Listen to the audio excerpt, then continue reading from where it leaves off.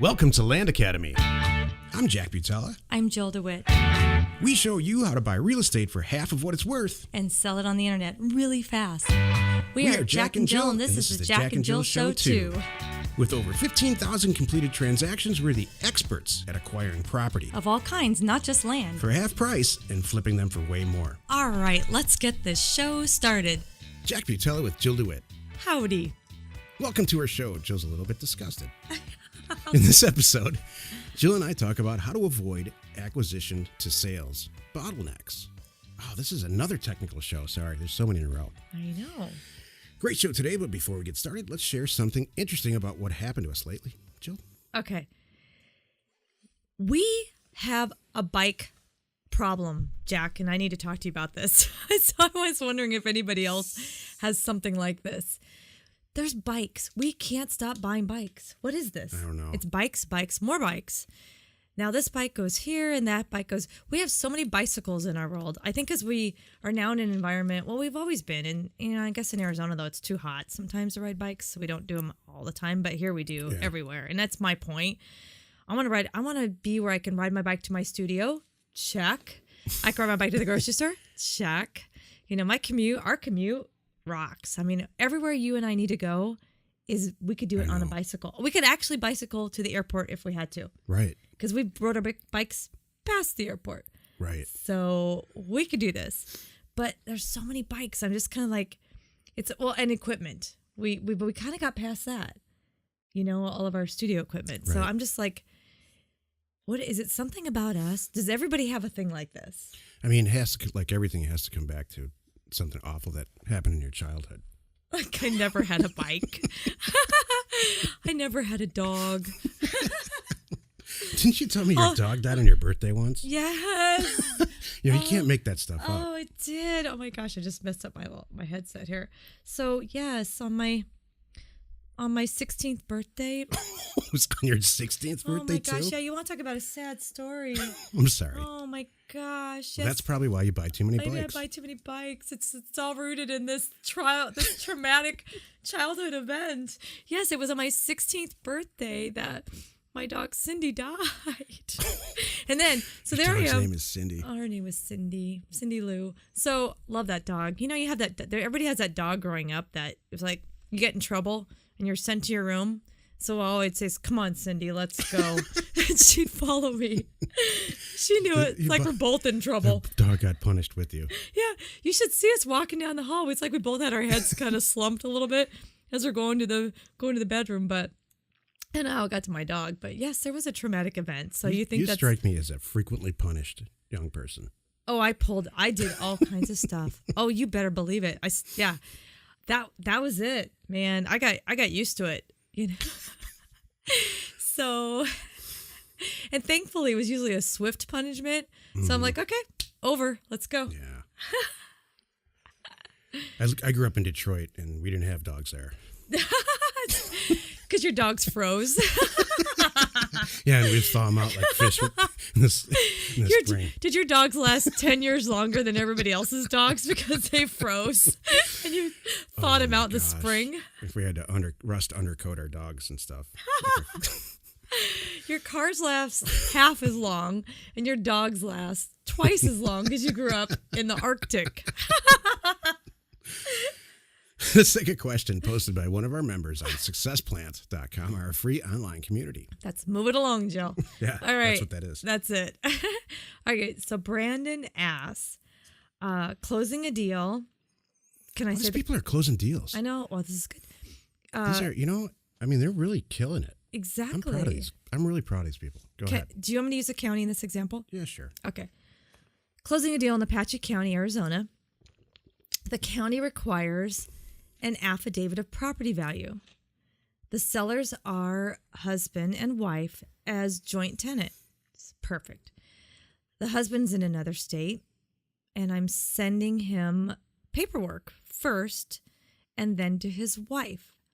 How do I handle the affidavit since it has to be notarized by both parties? ? Two separate affidavits? ? Thanks for any help. Do you mind if I tackle this? I want to know why the husband and the wife live in different states.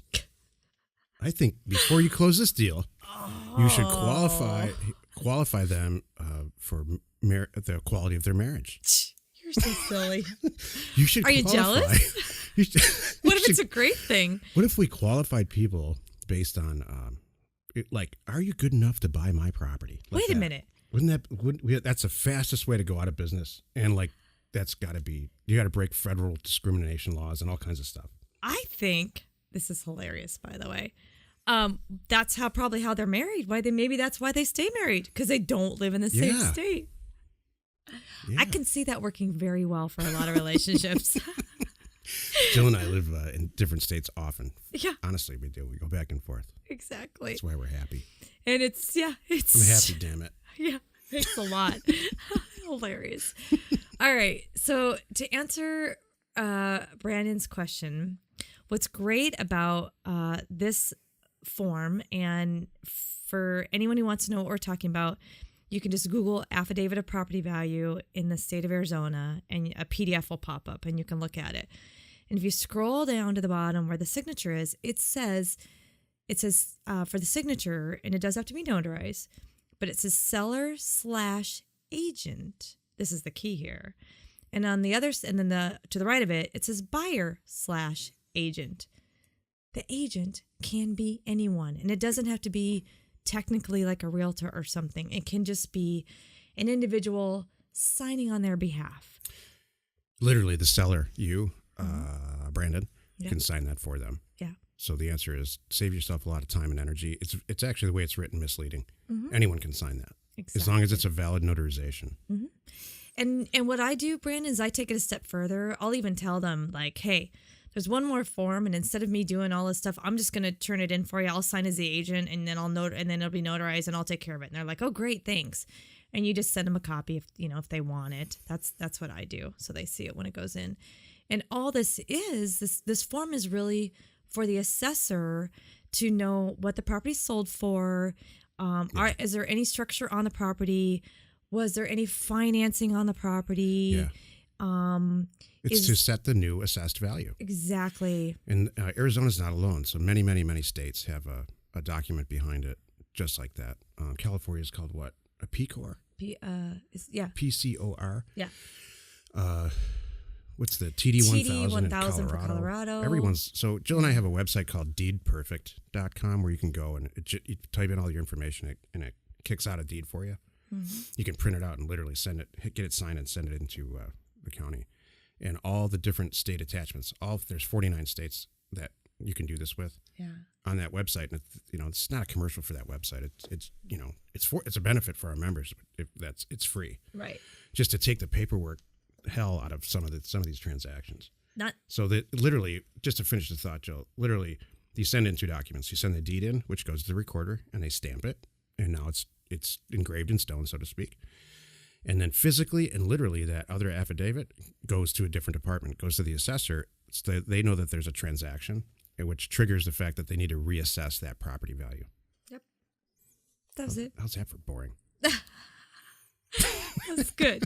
Did great. You probably had 6 funny things to say, and I just interrupted. No, it's all good. I'll save them. Trust me. They'll come out. I promise. If you have a question or you want to be on the show, reach out to either one of us on successplant.com. Today's topic is how to avoid acquisition to sales bottleneck. Right? So here's a typical deal.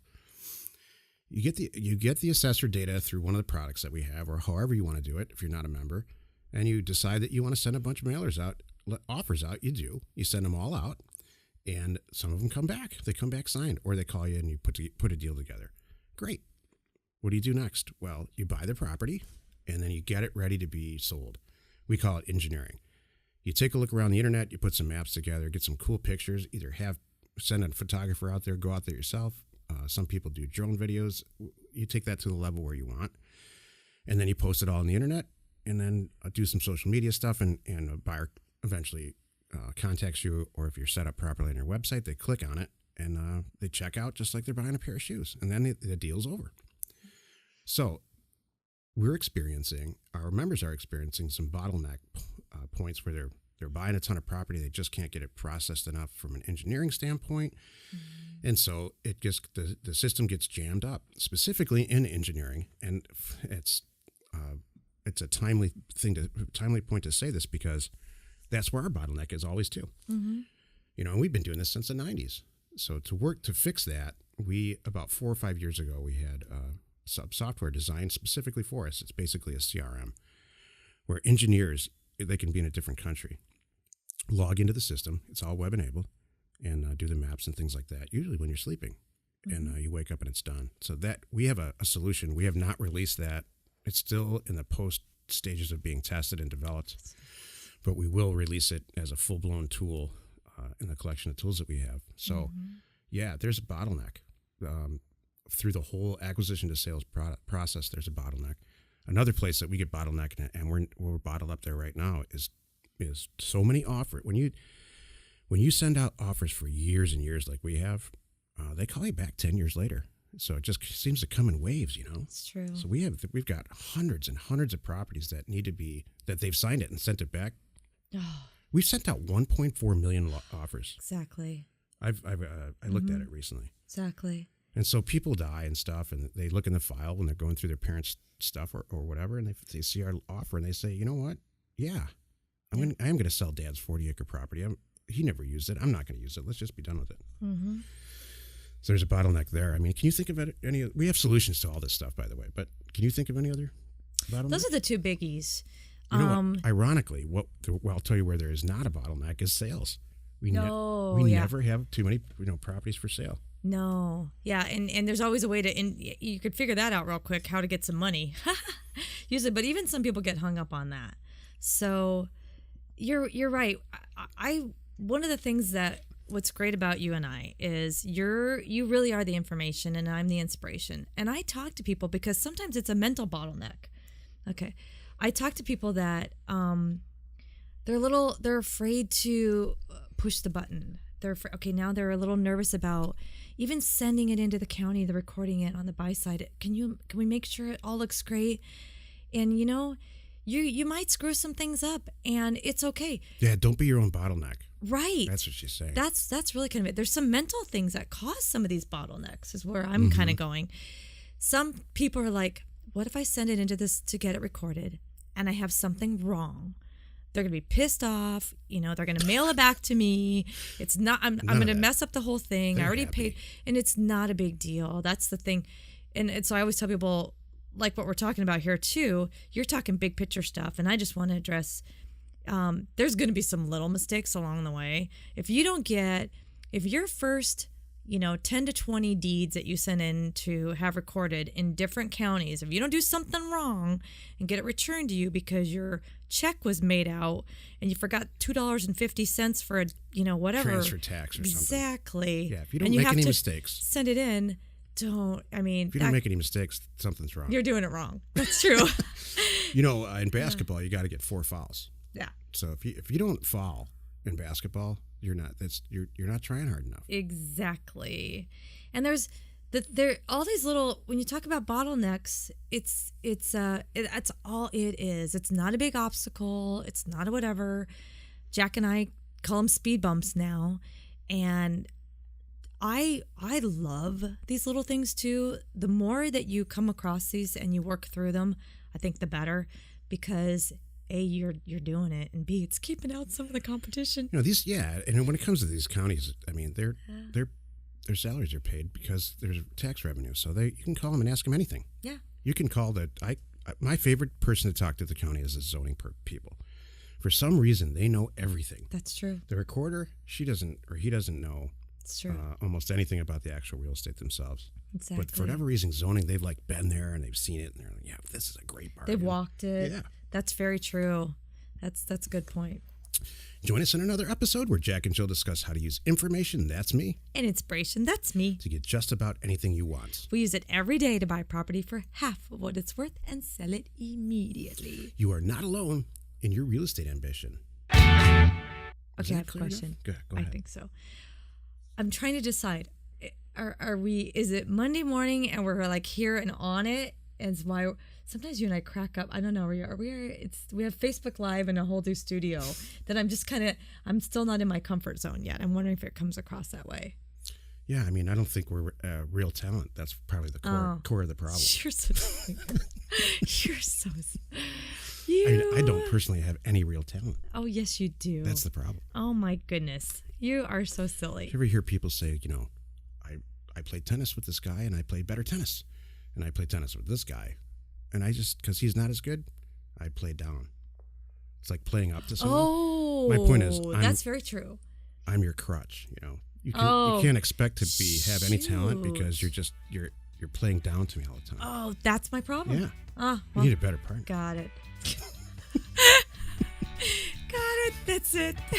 Information and inspiration to buy undervalued property. We are Jack and Jill, and this was the Cash Flow from Land Show. We are the experts at acquiring property of all kinds, not just land, for half price, just so we can flip it for way more. And really fast. Thanks for listening. You are not alone in your real estate ambition.